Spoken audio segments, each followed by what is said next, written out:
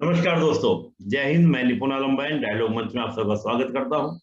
दोस्तों, जैसे कि आप जानते हैं, डायलॉग मंच का मोटिव यूथ को मोटिवेशन, सही डायरेक्शन और साथ ही स्ट्रेटेजिक टॉक करना, ताकि आपको कुछ स्ट्रेटजी मिल सके, जानकारी मिल सके और आपको एक सही डायरेक्शन मिल सके। तो उसी श्रृंखला में आज हमारे साथ जुड़े हैं विजय केवट जी। विजय केवट जी को अभी सीजीपीएससी 2020 का जो परिणाम आया है, उसमें असिस्टेंट कमिश्नर स्टेट टैक्स का क्या मिला है, पद मिला है। दोस्तों, विजय जी के बारे में मैं इतना ही कहूंगा कि कुछ लोग ऐसा कर जाते हैं जो कई कई हजारों लाखों युवाओं के लिए प्रेरणा स्रोत बन जाते हैं। तो ऐसे ही विजय जी हैं, तो विजय जी का पहले स्वागत करते हैं। और जब हम विजय जी की पूरी पृष्ठभूमि को देखेंगे, जानेंगे, इनके संघर्ष को जानेंगे, तो आप निश्चित रूप से मन ही मन इनको क्या करेंगे, सल्यूट करेंगे। तो विजय जी, आपका बहुत बहुत स्वागत डायलॉग मंच के अंदर। जी जी जी, बहुत बहुत धन्यवाद सर। और विजय जी, सर्वप्रथम आपको डायलॉग मंच की ओर से, खुद मेरी ओर से और सभी व्यूअर्स की ओर से आपको इस सिलेक्शन की बहुत बहुत शुभकामनाएं। जी, बहुत बहुत धन्यवाद सर। विजय जी, थोड़ा सा अपने बारे में बताइएगा, क्योंकि मैं जब आपके बारे में पढ़ रहा था, अखबार के अंदर एक अखबार का आर्टिकल मुझे मिला था, मैं उसको पढ़ रहा था, तो मेरी उत्सुकता इतनी ज्यादा थी कि मैं आपके मुखारबिंद से, यानी कि आपके मुंह से मैं सुनूं कि आपका वो संघर्ष क्या रहा, पारिवारिक पृष्ठभूमि क्या रही, एजुकेशन बैकग्राउंड क्या रही, थोड़ा बताइएगा। क्योंकि कई बार मैं देखता हूं कि कुछ लोग कई चीजों का जी कि नहीं, हम इसलिए नहीं कर पाए क्योंकि हमें ये नहीं मिला, हमें ये नहीं मिला, हमें ये नहीं मिला। तो वो तो आपने भी जी इन चीजों देखा है, तो मैं चाहता हूं कि आप वो बताएं, जी ताकि जो उस स्थिति में है उनके अंदर भी एक जोश, ऊर्जा भरे कि आज जब विजय कर सकते हैं तो हम भी कर सकते हैं। तो विजय जी, प्लीज बताइएगा। जी। सबसे पहले तो मेरा नाम विजय केवट है। जी। मैं तखतपुर नगर, जो कि बिलासपुर जिला छत्तीसगढ़ में पड़ता है, उससे बिलोंग करता हूँ। अ, मेरे परिवार में मेरे पिताजी हैं। मैं सिंगल भाई हूँ और मेरे 3 बहन हैं। मेरी माता की जब मैं 2.5 साल था तो डेथ हो गई थी। ओ। अ, घर चूक अ, लेकिन मेरे पिताजी ने अकेले माता और पिता दोनों का फर्ज निभाया। उन्होंने पढ़ाई में कभी कमी नहीं की। हम लोग चारों बच्चों की अच्छे से परवरिश की। अ, उनका यही सपना था कि मेरा लड़का बड़ा होकर कोई ना कोई गवर्नमेंट जॉब करेगा, इसलिए उसने गवर्नमेंट स्कूल में ना भर्ती करके उसने प्राइवेट स्कूल में भर्ती किया। ओ। चूंकि प्राइवेट स्कूल को फीस बहुत ज्यादा होने के कारण मैं तीसरी क्लास तक शिशु मंदिर पढ़ा। उसके बाद वहां से फिर एक छोटे से प्राइवेट स्कूल था पासी में, गायत्री ज्ञान मंदिर, वहां तक 8वीं की कक्षा फीस थी। अ, घर की आर्थिक स्थिति अच्छी ना होने के कारण मैं 5वीं क्लास से एक जनरल दुकान था, मनिहारी स्टोर, उसमें काम करना शुरू कर दिया।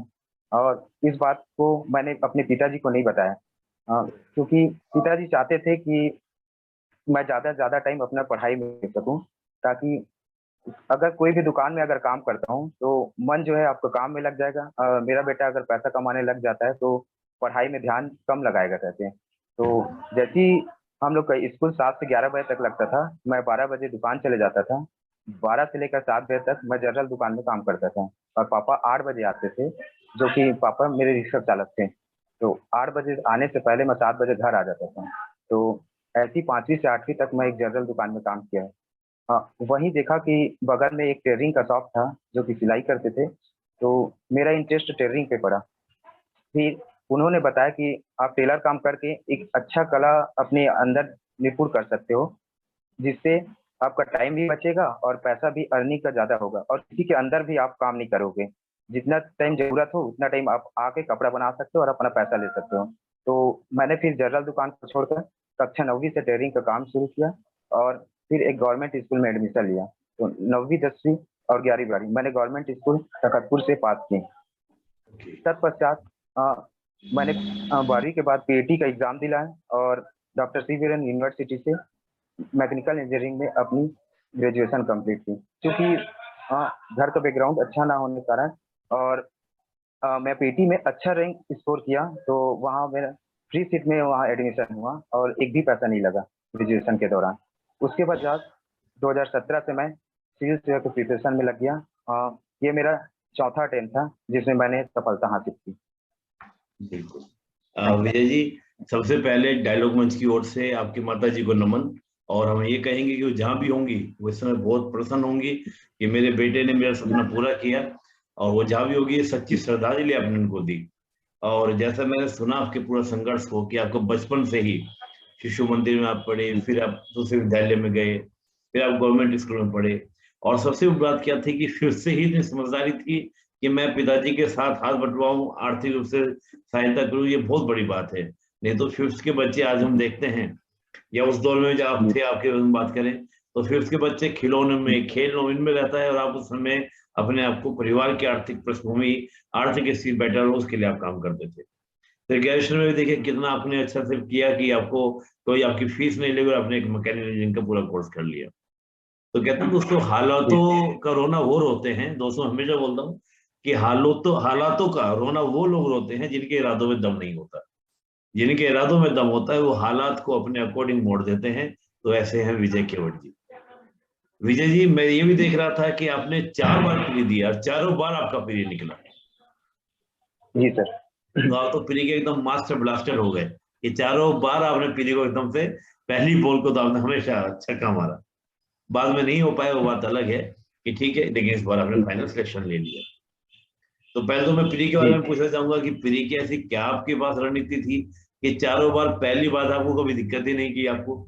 और मैं आपके पीछे कुछ बैनर्स भी देख रहा हूँ, कुछ पोस्टर्स भी देख रहा हूँ, तो मैं आपका रूम भी, हम लोग, मेरा मन कर रहा है कि मैं आपका रूम भी देखूं, क्योंकि आप पढ़ने का तरीका मुझे लगता है पोस्टर वगैरह लगाकर आप पढ़ते होंगे। तो थोड़ा सा एक नजर पहले अपने रूम की दिखाइएगा, अगर दिखा सके तो, अगर आप चाहें तो। तो ये जो बैनर है पीछे में लगाया हुआ है, ये आर्टिकल्स का लगाया हुआ है क्या विजय जी? नहीं सर, कैलेंडर है और इंग्लिश का कुछ जो एंटोमिन सिनोमिन से उसका बैनर है। ओके। तो इसी तरह के पोस्टर आपने पढ़ के तैयारी की? आपने तैयारी कैसे करी? इस तरह के पोस्टर और भी लगाए होंगे, ज्योग्राफी के, हिस्ट्री के? नो सर, मैं कुछ मोटिवेशनल जो है वो अपना ब्लैक बोर्ड में लिखा रहता था कि मुझे कुछ करना है, जान लगा दो या फिर जाने दो, ऐसा टाइप का कुछ लिखा रहता हूँ सर। तो अभी इससे आप मुझे देख भी, मोटिवेट मिलता था। आप शायद बोर्ड को देख जी भी रहे हैं, अगर हो तो दिखाइए जरा एक बार, अगर दिखा सकें तो। जी जी बिल्कुल सर। जी जी जी जी जी, थोड़ा सा और क्लोज भी दिखाइएगा अभी जी। सेक्रीफाइस सक्सेस, ओ मैं नहीं लिख सकता तो और नहीं, बहुत बढ़िया। And dedication, first rank only. अच्छा, फर्स्ट रैंक आपका सपना था, बहुत बढ़िया, फर्स्ट रैंक ओनली। और नीचे क्या लिखा है? टाइम वेस्ट हाँ, नहीं करना है। नहीं करना है, बहुत बढ़िया। जिससे जिससे हाँ, बाद में पछताना पड़े। हाँ बहुत बढ़िया। और इधर क्या लिखा हुआ है आपने विजय जी? जान लगा राइटिंग दो वरना प्रैक्टिस जाना दो। मस्ट, और जान लगा दो वरना जाने दो। जाने दो। बहुत बढ़िया, बहुत बढ़िया। तो इस तरह और से आपने, ये मेरा वो था, टाइम टेबल था, डेली का रूटीन। अच्छा आप 7 बजे उठते थे सुबह, 7 से 8 लैंग्वेज को हाँ पढ़ते थे, फिर 8 से 10 आपका जी सब्जेक्ट होता था फर्स्ट, हाँ 10 से 12 सब्जेक्ट जी 2, फिर 12 से एक लंच, बहुत बढ़िया। जी और 1 से 2 आपका लैंग्वेज फिर दोबारा होता था, 2 से 4 सब्जेक्ट 3, 4 to 6 सब्जेक्ट 4, और फिर आपका ये 4 to 6 to 8 writing, 8 to 9:30 dinner, और फिर आपका नीचे मैथ 10 से 10 to 12 मैथ। 12 मैथ्स। ओके। जी और नीचे लिखा है म्यूजिक इन लाइफ है। जी जी जी, मैं गाना सुनना पसंद करता हूँ, गाता भी हूँ। जी जी, बहुत बढ़िया। अच्छा, आप गाते भी हैं? ये मेरे ख्याल से आपने पेपर पे लिखा हो या आपने शीट पे बनाया हुआ है इसको? इसको शीट पे बनाया हूँ, और जो प्रीवियस लिखा था वो टेबल ब्लैक बोर्ड है छोटा सा, उसमें लिखा था ये। बिल्कुल बिल्कुल, व्हाइट बोर्ड है, और दिख भी रहा है पूरा जी एकदम से, बहुत बढ़िया। जी जी विजय जी, एकदम बड़ा सुंदर तरीके से।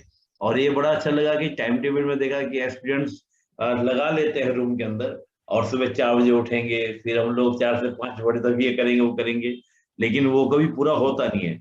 तो जो आपने टाइम टेबल हाँ लिखा हुआ था, वाकई में इसमें आप काम जी। करते थे या कभी कभी होता था, मिस भी हो जाता था? कोशिश यही करता था कि मिस मत हो, जिससे जो अपन का कंटिन्यूटी जो बना है वो पूरी जी, तरीके से बने रहे। तो लगभग एक आध दो घंटा मिनट या घंटे का ऊपर नीचे होता था, बाकी मैं कंप्लीट करता था टाइम टू टाइम। बहुत बढ़िया, बहुत बढ़िया। यानी कि कभी कभी होता था, लेकिन कोशिश करते थे पूरा हो। हाँ लेकिन मैं देख रहा हूँ कि आप तो पूरा एकदम सुबह से लेके शाम तक का, रात के 12 बजे तक का, 7 बजे से लेके 12 बजे तक का, यानी कि आप मान कर चलिए करीब उसमें अगर 1-2 घंटा आप लंच वगैरह का निकाल दें, और डिनर का निकालते हैं, 2 घंटा निकालते हैं उसका, तो ये तो आपका जी 10 बजे तक हो गया। तो यानी कि 13 घंटे डेली आपकी स्टडी, 13-14 घंटे आपकी डेली स्टडी हो जाती थी। हाँ जी सर, क्योंकि बाकी एग्जाम के पहले तक सर मैं टेलर का काम करना होता था, तो क्योंकि टेलरिंग का काम के दौरान मुझे टाइम नहीं मिल पाता था। मैं 12 से 8 से 9 बजे तक मैं दुकान में रहता था सर। 9 बजे दुकान बंद करने के बाद मैं घर आता था, खाना खाने के बाद वही 10 से 1-2-3 बजे तक मैं ही पढ़ाई कर पाता था, तो जिससे मुझे प्रिपरेशन के दौरान ज़्यादा टाइम नहीं मिला। तो जैसे ही एग्जाम का डेट आता था तो मैं दुकान से थोड़ी जल्दी छुट्टी लेकर फिर अपना कंटिन्यूटी शेड्यूल सेट करना होता था। तो इस नाम से थोड़ा ज़्यादा टाइम देना पड़ता था एग्ज़ाम के टाइम। बहुत बढ़िया, बहुत बढ़िया। तो घर में तो बड़े खुश होंगे सब लोग, पापा, भाई बहन सब लोग, कि भाई कमाल कर दिया। आप घर में बड़े हैं, छोटे हैं? अ, मैं तीसरा नंबर हूँ, 2 मेरी बड़ी सिस्टर है, जिसके बाद मैं हूँ, उसके बाद मेरी एक छोटी सिस्टर है मेरी उसके बाद। ओके, 3 बहनें और आप अकेले भाई हैं। जी सर। पापा की प्रतिक्रिया क्या थी जब रिजल्ट आपको पता चला कि आप सिलेक्शन हो गया आपका? पापा की प्रतिक्रिया क्या थी? अ, पहली बात तो पापा को पता ही नहीं था कि मैंने मेंस एग्ज़ाम क्लियर कर लिया और इंटरव्यू के सिलेक्शन हो गया। मैंने घर में किसी को नहीं बताया था इस चीज़ को। मैं इसको गुप्त रूप से मतलब एक सरप्राइज़ देना चाह रहा था पापा को कि मैं कुछ बन गया हूँ करके। तो अचानक से जब मैंने बताया कि तो उनको यकीन ही नहीं हुआ कि मेरा बेटा का मतलब ये सिलेक्शन हो गया, और आज भी पता नहीं है मतलब मैं कौन-सा पोस्ट में पाया हूँ करके। क्योंकि इसके पहले भी एक बार बिजली विभाग का एग्ज़ाम हुआ था, जिसमें हम्म। ये बताया गया था कि पूरा वेरिफ़िकेशन भी हो गया था और लास्ट में अंतिम लिस्ट में नाम नहीं आ पाने के कारण सिलेक्शन लिस्ट में नाम नहीं आया। तो जिसके कारण पापा को अभी भी डाउट हुआ था कि अ, हकीकत में हुआ या नहीं हुआ करके। तो थोड़ा-सा मन डाउट। यकीन नहीं हो रहा था, मतलब तो उसके कारण खुशी के आँसू आ गए थे उनके। अच्छा, अब तो पूरा यकीन है ना कि हाँ हो गया है। जी, जी, जी सर। हुँ। चलिए, बहुत बढ़िया। मेरा तो मन कर रहा है आपके पिताजी से मैं मिलूं, उनसे बात करूं। अगर उनसे भी आप मिलवा सकें, हम ऐसे ही जैसे बात कर रहे हैं, तो बड़ा अच्छा रहेगा। अभी नहीं कर पाए तो अभी नहीं, आप बाद में करा दीजिएगा। लेकिन जी, मेरा मन कर रहा है जी। उनका भी रिएक्शन लेने का, कि उनके मन में क्या चल रहा था, क्या बातें चल रही थी, और बहनों की प्रतिक्रिया क्या थी। भाई को एकदम खुश, भाई कमाल कर दिए तुम तो, हैं। बहनों की प्रतिक्रिया बड़ी अच्छी हाँ। होगी। जी, जी, जी, बिल्कुल। मेरे दीदी और बड़े जीजा जो हैं, उन्होंने जी। मुझे आर्थिक रूप से बहुत ज़्यादा सहयोग किया। वो मतलब सुबह से उनको बस यही पता था क्योंकि रायपुर जाने के दौरान मुझे पैसे की आर्थिक कमी हो गई थी, जिसके कारण मैंने अपनी बड़ी सिस्टर से कुछ पैसे लिए और फिर बताना पड़ गया कि मेरा इंटरव्यू सिलेक्शन हुआ है करके। तो 29 तारीख को रिज़ल्ट आने वाला था। वो सुबह से लेकर रात 9 बजे तक मतलब उपवास थी कि जब भी मेरे भाई कुछ बनेगा तभी मैं अन्न ग्रहण करूँगी करके। तो मैंने फिर 9 बजे फिर कॉल करके बताया कि मेरा इसमें सिलेक्शन हो गया, तो फिर उनका रोना शुरू हो गया था। बहुत इस बढ़िया। प्रकार रिएक्शन थे। यानी कि परिवार का एकदम बहुत बड़ी बात होती है कि ऐसी पृष्ठभूमि से, क्योंकि मैं समझ सकता हूँ कि जैसे, और देखिए पिताजी का, बहन का कितना प्रेम आपके प्रति लगाड़, और कितना विश्वास कि भाई का कुछ होगा, जी, व्रत रखनी, उपवास रखनी है। तो उन सब के परिश्रम को, उन सब की भावनाओं को मेरा नमन, डायलॉग मंच का नमन। जी, विजय जी, जी, आपको कैसा बहुत-बहुत लगा धन्यवाद। हुँ। जब आप पिताजी की आंखों में आंसू देखे, बहन की ये सब प्रतिक्रियाएं देखे? आपको उस समय क्या लगा, कैसा फील हुआ? अ, मुझे तो उनका आँसू देखकर मुझे भी कुछ-कुछ रोना हो गया था क्योंकि अ, दिन जो बहुत ज़्यादा बीता जा रहा था। पिताजी का अंतिम हो चुका था, 60 प्लस एज हो चुका था। उन्होंने यहाँ तक कि कह दिया था कि बेटा और कब तक रिक्शा चलाना है करके। तो मुझे उस दिन बहुत ज़्यादा दुःख लगा था। इसी नाम से मैंने तकतपुर में गृह निवास है, उसको छोड़कर मैंने बिलासपुर में एक रेंट में रूम ले लिया था कि जब मैं कुछ बन जाऊँगा तभी फिर मैं घर आऊँगा। और लगभग ये लास्ट अटेम्प्ट था, मैं इसके बाद कोई भी प्राइवेट काम करूँगा करके पिताजी को बता दिया था। तो मुझे ये बहुत अच्छा लगा कि कहीं न कहीं पिताजी का आशीर्वाद और मेरी बहन का जो भी प्यार है और ईश्वर का जो आशीर्वाद मुझ पर बना रहा और मैंने लास्ट में फाइनली पोस्ट को पाया। बहुत बढ़िया। हाँ, ये बात है कि भाई एक उस टाइप की स्थिति में कार्य को करना और लगातार पढ़ते रहना, चलो आर्थिक संसाधन अच्छे हों तो हम लंबे समय तक संघर्ष करें तो हमको संसाधनों की कमी नहीं होती है। मैं तो अभी भी सोच जी। रहा हूँ कि आप रायपुर या बिलासपुर में रह के आप पढ़े हैं? रायपुर में, बिलासपुर में? बिलासपुर में सर। बिलासपुर में। तो यहाँ पर जब आप पढ़े तो आपने यहाँ पर भी रूम वगैरह लिया, तो रूम कितने का था आपका किराए पे, रेंट पे रूम कितना देते हाँ थे? जी। रूम का जो है 1500 रुपये रूम का आता था, और जिसमें बिजली बिल 300 रुपये का आता था, तो 1800 रुपये रेंट देना पड़ता था, और 2100 रुपये खाना का खर्चा आता था। तो वही 4 से 5 हजार रुपया मेरा यहाँ मंथली खर्च होता था, जिसके लिए मैं पार्ट टाइम की सिलाई का वो काम करता था बिलासपुरी में।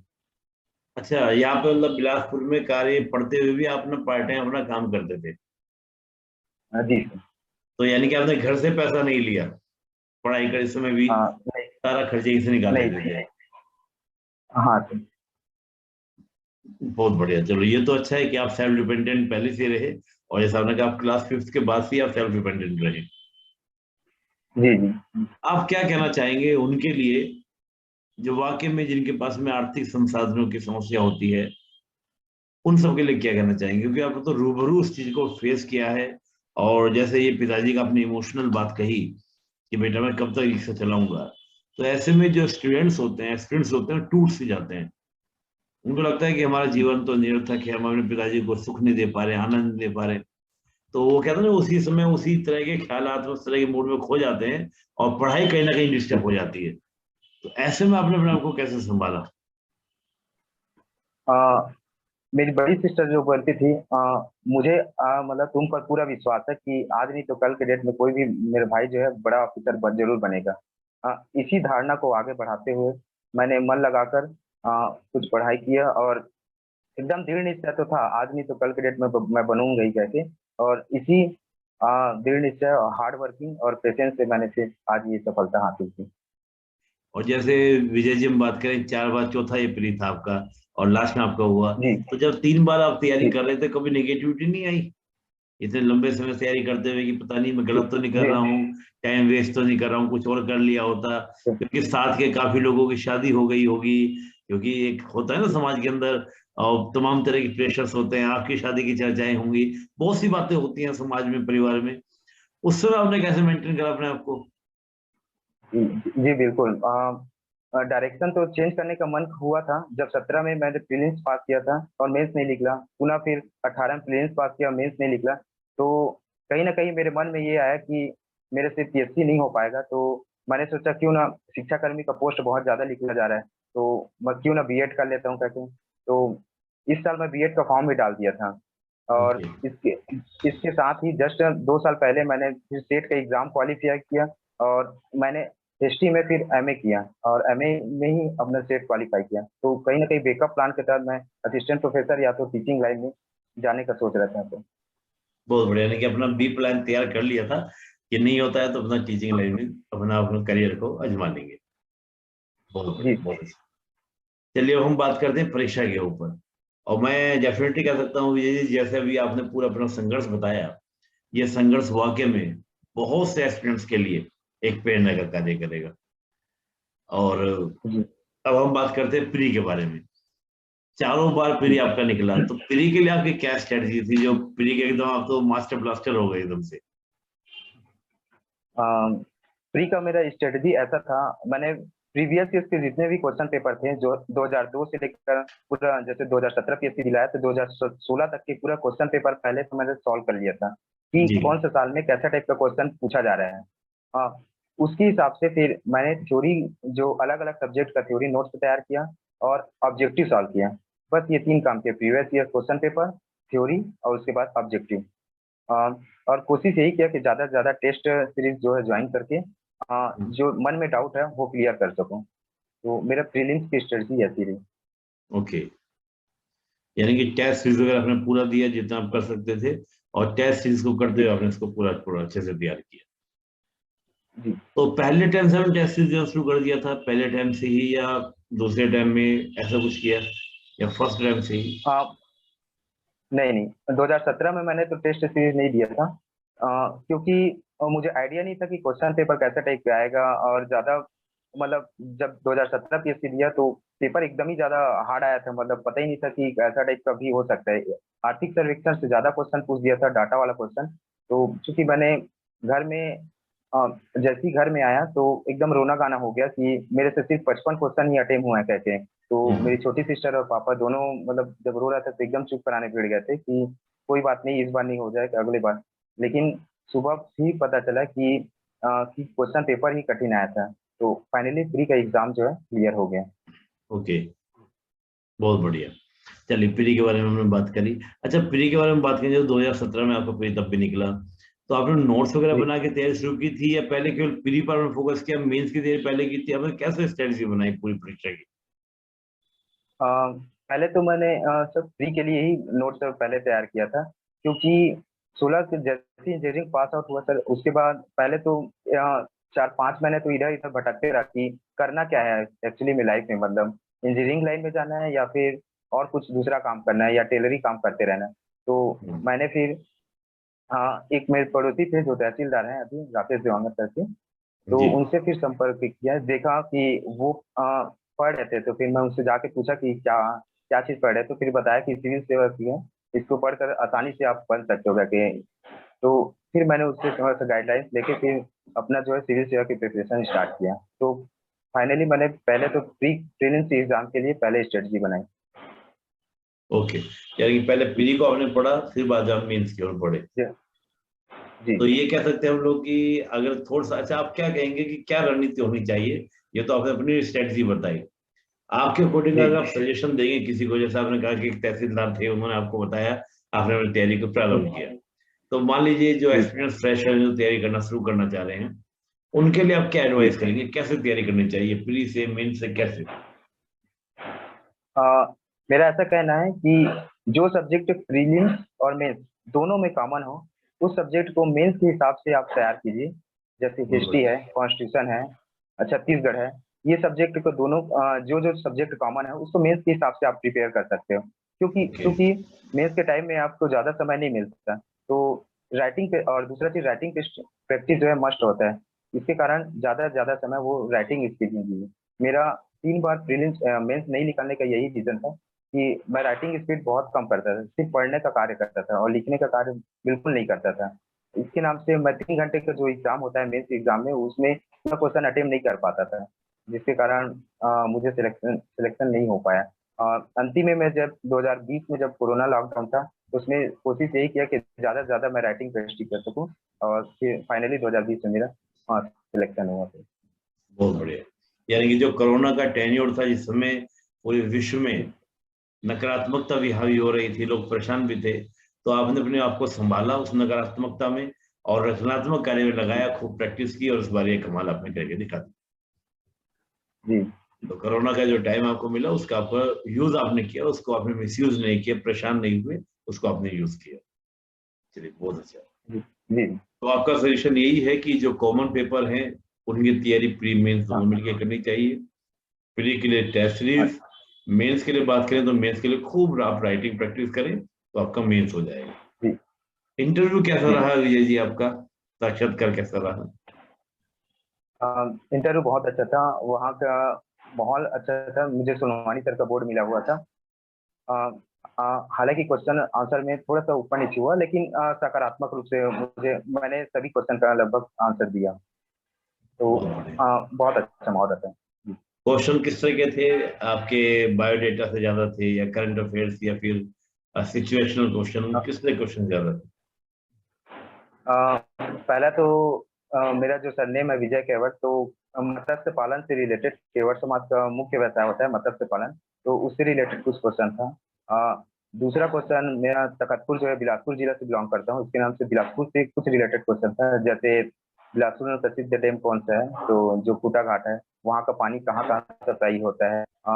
बिलासपुर से और से होते हुए रतनपुर तखतपुर मुंगेली से होते हुए एक रेल लाइन जा रही है, गौ रेल लाइन, उसके बारे में भी क्वेश्चन पूछा गया था। अचानक मार अभ्यारण्य के बारे में क्वेश्चन पूछा गया था। मुंगेली जिला कब बना, ये पूछा गया था। डीसी के क्या-क्या कार्य होते हैं, इस पर भी क्वेश्चन पूछा गया था और राज्य सरकार की कुछ योजनाएँ थी बहुत। बहुत बढ़िया, यानी कि काफी मल्टी डायमेंशन आपका इंटरव्यू हो गया था, काफी क्वेश्चन आपसे किए गए। जी। मैं हमेशा सभी एस्पिरेंट से एक क्वेश्चन जो पूछता हूँ, जो सिलेक्टेड हो जाते हैं उनसे भी पूछता हूँ कि आप अपनी सफलता में, जैसे आपका परिश्रम तो है ही और पूरा असफलता के श्रेय की बात क्या है कि बचपन से ही संघर्ष करते आप आ रहे हैं लगातार। और तो आप क्या मानेंगे कि मेरे अंदर ये बात थी जिसने मुझे हमेशा लगाए रखा और मेरा परिश्रम भी था, क्या ऐसी बात थी अंदर जो विजय कभी थके नहीं, लगे रहे? इतना तो पहला तो पिताजी का था, कि एक सपना था कि मेरा लड़का आज कोई ना कोई गवर्नमेंट जॉब जरूर करेगा। तो इनकी जो सपना था उसको पूरा करना था। और दूसरी बात मेरी बड़ी सिस्टर थी, जो ये चाहते थी कि कुछ ना कुछ बन के तू जरूर दिखा करके। तो ये जो दो भावनाएं थी वो मुझे प्रेरित करते थे कि अंदर से कि आज नहीं पढ़ूंगा तो फिर कल के डेट में मैं जग हथाई कर ही कार्य करूंगा करके। तो ये यही सोच के मैं देर रात पढ़ता था। बहुत बढ़िया। यानी कि पापा और बहन का जो आपको क्या इमोशंस जो था कि कुछ करो, तो उस इमोशंस ने आपको हमेशा ऊर्जावान रखा, आपको हमेशा एक्टिव रखा और आप लगातार लगे रहे और आप बन गए। बहुत बढ़िया। विजय जी, अंतिम में एक्चुअली एजुकेशनल सेशन में हम और बड़ी चर्चा करेंगे जब हम कुछ एजुकेशनल टॉपिक पर चर्चा करेंगे। अब तो मैं आपका जी कोई संदेश, कोई मैसेज सभी एस्पिरेंट्स के लिए, या आप जो कुछ कहना चाहें, आप अपने दोस्तों को कुछ बोलना चाहें, आप बोलिए। आप कह सकते हैं डायलॉग मंच पर। जी जी, मैं सभी एस्पिरेंट को यही कहना चाहता हूँ कि जो भी कार्य कर रहे हो वो मन लगा के करिए। कोई बात नहीं, आज नहीं तो कल असफलताएं जो मिलती है, लेकिन कहीं ना कहीं उसके पीछे सफलताएं आपकी छुपी रहती हैं। अ, आपका चाहे एक बार ना हो, प्रीलिम्स क्लियर ना हो, चाहे मेंस क्लियर ना हो, लेकिन लगे रहिए। आज नहीं तो कल आपके लिए कुछ सफलताएं मिलेगी। दृढ़ निश्चय, मेहनत और कठोर परिश्रम से आपको सफलताएं जरूर मिलेगी। बिल्कुल लगे क्योंकि रहिए। अपनी काबिलियत पर। जी जी। अपनी काबिलियत जी पूरा कीजिए सर्विस विजय जी। जी, अपनी काबिलियत पर इतना भरोसा रखिए कि आपको हराने के लिए मेहनत नहीं बल्कि साजिश करना पड़ जाए। वो बहुत बढ़िया। यानी कि साजिशें करें तो जाके आप हारे। तो परिश्रम का कभी कहते हैं ना कि मेहनत करने वालों की कभी हार नहीं होती, तो परिश्रम इतना नहीं कीजिए नहीं। कि खुद खुदा कहे बड़ा बंदे चाहता क्या है। तो उस तरह की विजय जी ने जी एकदम अपने आप को गढ़ा और उस पर कार्य किया और विजय जी ने पाया। और यही मैसेज आप लोगों के लिए दिया कि कोई रॉकेट साइंस नहीं है सिलेक्शन पाने में। बस इतना है कि दृढ़ निश्चय के साथ मेहनत से आप लगे रहिए, आपका चयन क्या होगा सुनिश्चित होगा। जी। विजय जी काफी अच्छा आपने कहा। और कोई और कुछ आप जोड़ना चाहें, कुछ कहना चाहें तो आप कह सकते हैं। जी जी, मैं पहला तो ये बोलना चाहता हूँ कि जितना भी माता पिता का प्यार होना बहुत जरूरी है, गुरुजनों का आशीर्वाद और जो फ्रेंड सर्कल है, स्टडी सर्कल, वो होना बहुत जरूरी है। क्योंकि कहीं ना कहीं आप अकेले जैसे पढ़ते हैं तो कुछ चीजें जो कमी रह जाती है वो आप ग्रुप स्टडी करने पे पूर्ण हो जाती है। तो सही डायरेक्शन में पढ़ना ये बहुत जरूरी होता है, मायने होता है। तो एक अच्छा स्टडी सर्कल मुझे 2019 से मिला। मैं 2 साल एक स्टडी पार्टनर के साथ पढ़ा और मुझे फाइनली फिर सफलता हासिल की। बहुत बढ़िया। यानी कहते हैं ना कि आपके आसपास का जो इन्वायरमेंट है, आपके आसपास के जो लोग हैं, अगर वो अच्छे हों तो आपके अंदर भी वो जी अच्छे गुण आते हैं और आप उसको काम कर जाते हैं, आप उसको आगे बढ़ जाते हैं। जी विजय जी, ये जी। सिलेक्शन तो मिल गया, अब आगे क्या योजना है? अभी सीजीपीएससी और देना है, हाँ डीसी? हाँ। जी जी सर, बिल्कुल सर। मैं डिप्टी कलेक्टर बनने के लिए और इस पर मेहनत करना चाहता हूँ सर। बहुत बढ़िया। आपको हमारी ओर से, मेरी ओर से, डायलॉग मंच की ओर से, सभी एस्पिरेंट्स की ओर से आपको बहुत बहुत शुभकामनाएं। और आप प्रॉपर डीसी बने तो हमारी मुलाकात अगली बार जब वो डीसी की तरफ से हो। और एक एजुकेशनल सेशन भी हम लोग चलाते हैं विजय जी, मैं आपको जानकारी दे दूं उस बारे में, जिसमें हम जी कुछ खास स्ट्रेटेजिक टॉक, किसी टॉपिक को कैसे पढ़ा जाता है, उसमें क्या चीज इंपॉर्टेंट होती है, क्या इंपॉर्टेंट नहीं होती, उस पर भी हम चर्चा करते हैं। उसकी चर्चा में आपको भी इंटरव्यू के बाद में आपको पूरा बता दूंगा। आपने समय निकाला जी और समय दिया, आप बिल्कुल बने, आगे डीसी बने और फिर डीसी से हम लोग क्या करें, इंटरव्यू ले। तो आपका बहुत बहुत धन्यवाद विजय जी, समय देने के लिए। और जी डायलॉग मंच जी का जी, आपके बहुत बहुत। संघर्ष को नमन। मैं फिर कहूंगा कि डायलॉग जी मंच जी, बहुत आपके बहुत संघर्ष को नमन धन्यवाद। करता है, पिताजी को, बहन जी को, सभी को नमन करता है। जी जी जी, बहुत बहुत धन्यवाद सर।